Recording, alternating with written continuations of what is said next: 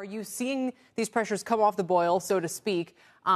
Is the peak in terms of pricing pressure behind us or still to come? Well, I would say, it's hard for us to kind of predict everything that happens. At the same time, what I can tell you is, from our perspective, it looks manageable, the inflation that we're seeing so far. And, if you look at our numbers, for us, it's around mid-single digits in terms of our overall net inflation. And it's really coming outside of our big three commodities of coffee, meat, and cheese. So if you think about transportation, logistics, that's what we are seeing. And in a couple of places, like you mentioned in your introduction, around soybean, edible oils.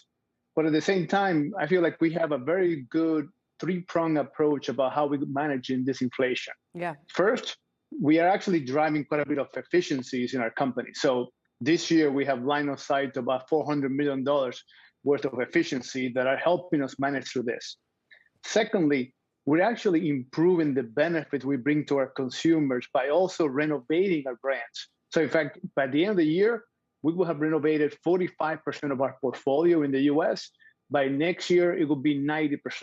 So the fact is that we're bringing more benefits so that our brands continue to have that kind of strong pricing powers that we have enjoyed over the years.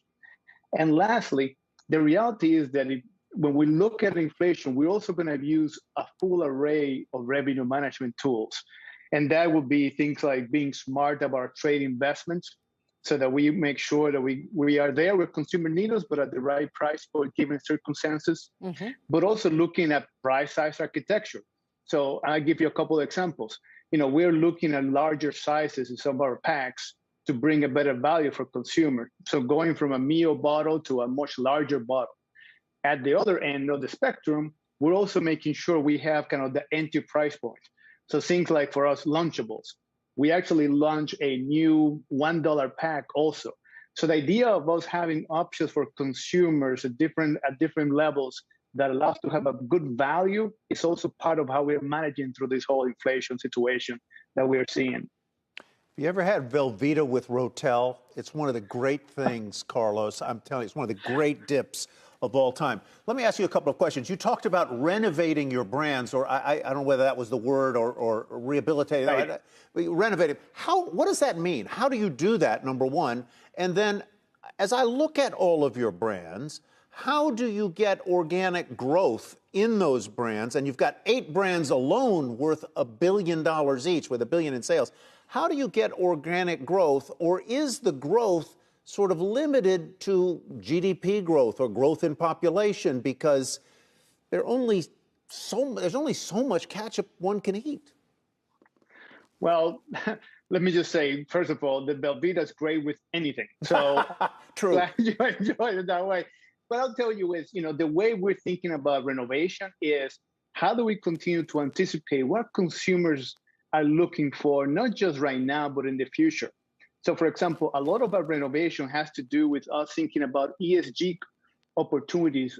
We can bring more sustainable solution, less ingredients, to make sure that we understand how consumers are continuing to evolve their preference for nutrition, and we bring that into our products. So that's a big part of our renovation.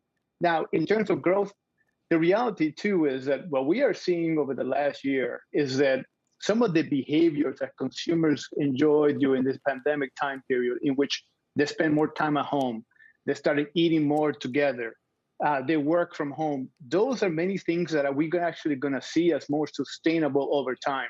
I don't know many people who are actually thinking that we're going back to an office that is 5 to 9, and we're always going to be there, 9 to 5, and always going to be there in the office. So there will be time more at home. Consumers, made huge investments in their home, renovating their houses, went from urban to suburban.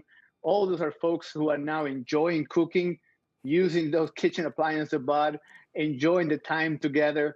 That is a place where we can bring a different scale and a different benefit, and allows us to continue growing in a way that nobody else can.